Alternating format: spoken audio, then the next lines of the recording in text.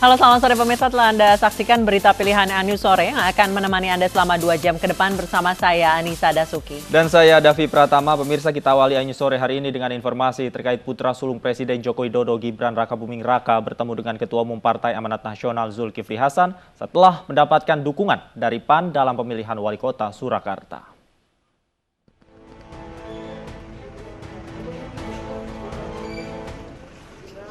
Putra pertama Presiden Joko Widodo Gibran Rakabuming Raka bertemu dengan Ketua Umum Partai Amanat Nasional Zulkifli Hasan.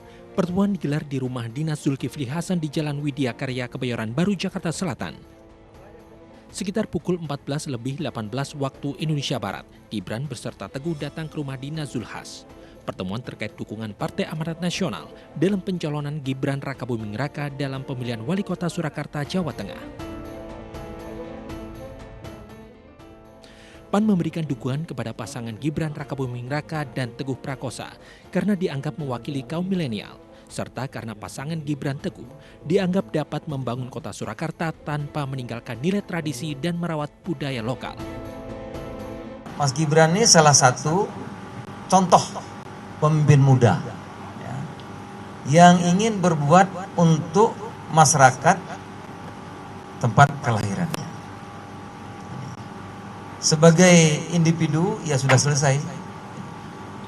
Prestasinya kita tahu, ada pemimpin perusahaan, sudah biasa ngurus orang, sudah biasa ngurus organisasi, pengusaha, sukses. Ya. Pengalaman, walaupun muda, pengalaman sudah banyak. Saya akan mengikuti. Sebelum bertemu dengan Ketua Umum Partai Amanat Nasional Zulkifli Hasan, Gibran Rakabuming Raka juga mendatangi kantor DPP Partai Golkar di Jakarta Barat. Dari Jakarta, tim liputan iNews melaporkan. Sementara itu, Gibran mengatakan pertemuannya dengan PAN menambah kekuatan politik untuk memenangkan Pilkada Surakarta 9 Desember mendatang.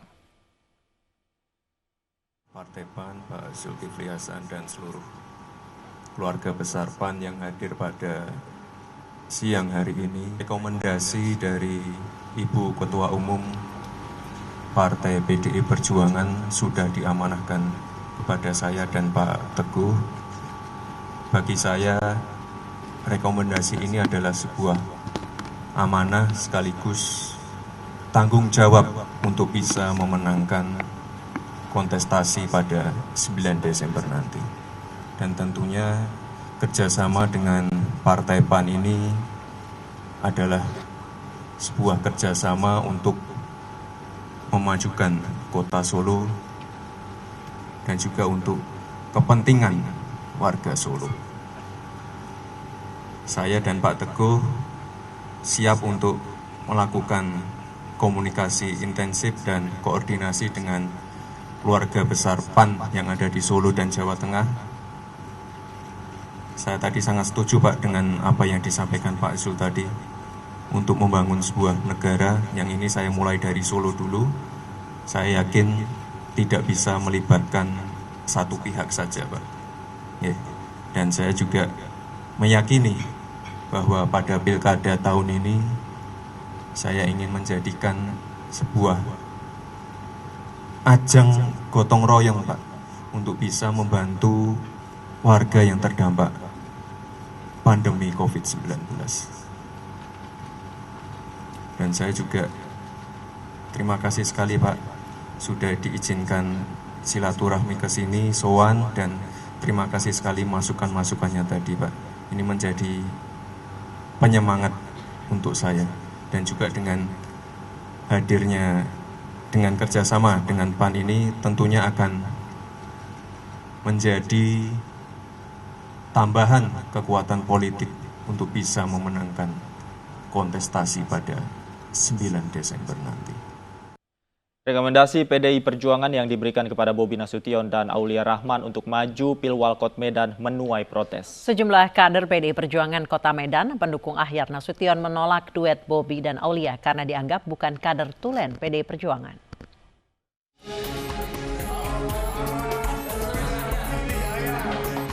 Penunjukan Bobi Nasution dan Aulia Rahman untuk bertarung di Pilkada Medan 2020 menuai protes dari sejumlah kader PDI Perjuangan Kota Medan. Kelompok Forum Eksponen 98 PDI Perjuangan menilai pasangan Bobi Aulia tidak mewakilkan partai karena bukan kader tulen PDI Perjuangan. Kelompok ini merupakan pendukung Ahyar Nasution, mantan kader PDI Perjuangan yang tersingkir dari rekomendasi partai.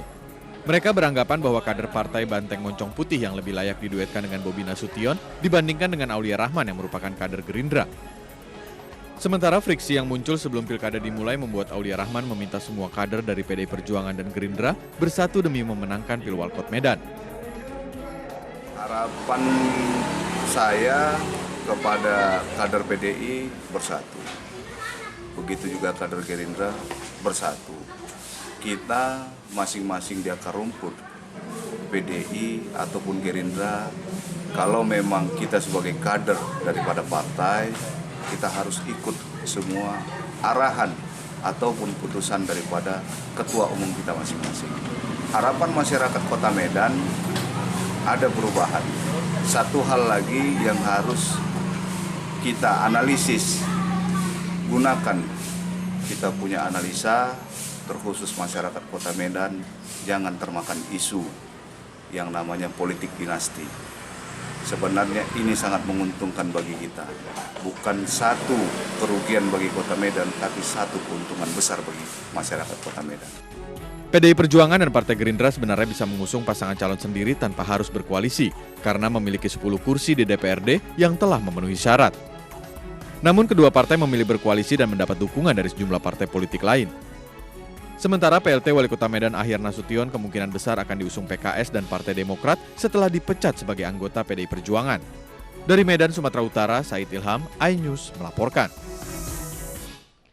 Ketua Umum Partai Demokrat Agus Harimurti Yudhoyono melanjutkan safari politiknya. Kali ini AHY menyambangi Dewan Pimpinan Pusat Partai Persatuan Pembangunan.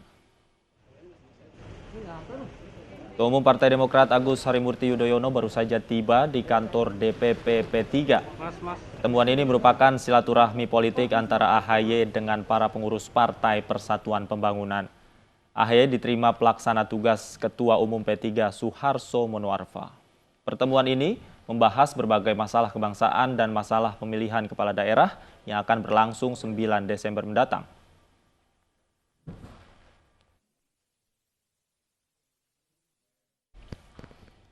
Sementara itu, Agus Harimurti Yudhoyono menggelar safari politik ke sejumlah partai. Safari politik tersebut selain untuk silaturahmi juga membicarakan Pilkada serentak 2020.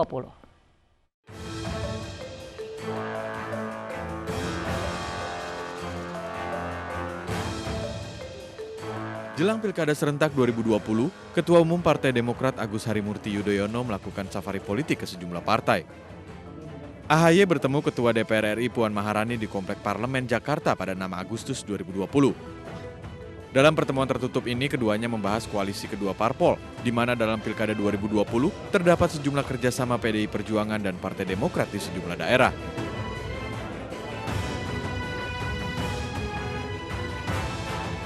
Juli 2020, Agus Harimurti Yudhoyono menyambangi kantor DPP Partai Amanat Nasional dan bertemu dengan Ketua Umum Partai Amanat Nasional Zulkifli Hasan. Selain untuk bersilaturahmi, pertemuan keduanya merupakan bagian dari rangkaian safari politik terkait koalisi pada Pilkada 2020 mendatang.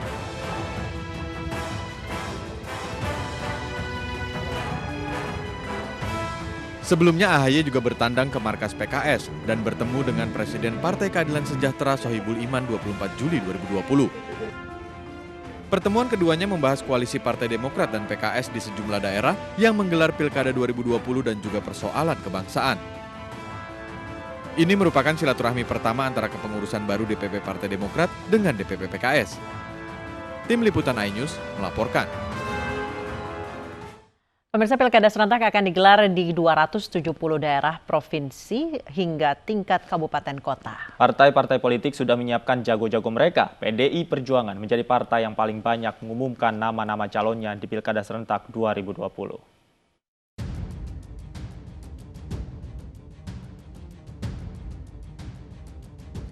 Partai-partai politik akan saling bertarung dalam gelaran Pilkada serentak 9 Desember mendatang. PDI Perjuangan menjadi partai yang paling siap dibandingkan partai lain. PDI Perjuangan telah mengumumkan puluhan kandidatnya, termasuk pasangan Gibran Rakabuming Raka dan Teguh Prakosa untuk pemilihan Wali Kota Surakarta, Jawa Tengah.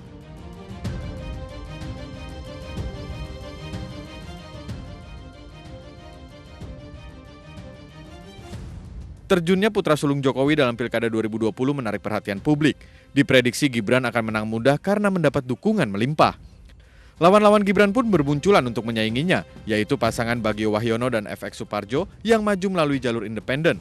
Mereka sudah lolos tahap verifikasi awal KPUD. Masih beberapa tahapan lagi untuk pasangan penjahit dan ketua RW ini bisa menjadi peserta resmi memperebutkan kursi wali kota Surakarta.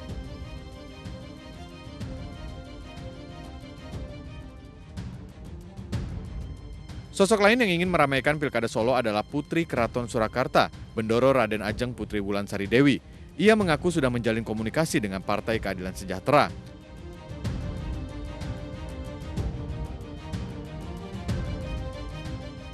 Selain Bendoro Raden Ajeng Putri Wulan, muncul juga nama Bendoro Raden Mas Suryo Sailendro Supomo, cucu Raja Keraton Kasunanan Surakarta Pakubuwono XII.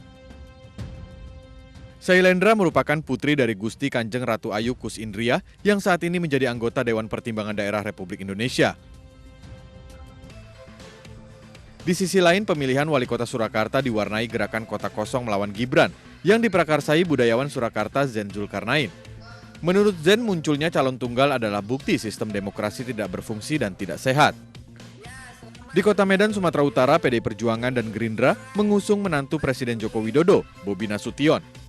Bobi telah resmi mendapatkan tiket bertarung di pemilihan wali kota Medan. Ia mendapat dukungan melimpah dari partai-partai di DPRD Kota Medan, kecuali PKS dan Partai Demokrat.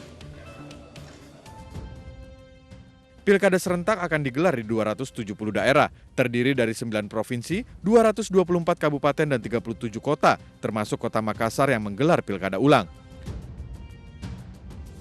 Masa kampanye pilkada serentak akan dimulai 26 September hingga 5 Desember 2020. Kampanye ini meliputi tatap muka terbatas, debat publik hingga kampanye di media massa.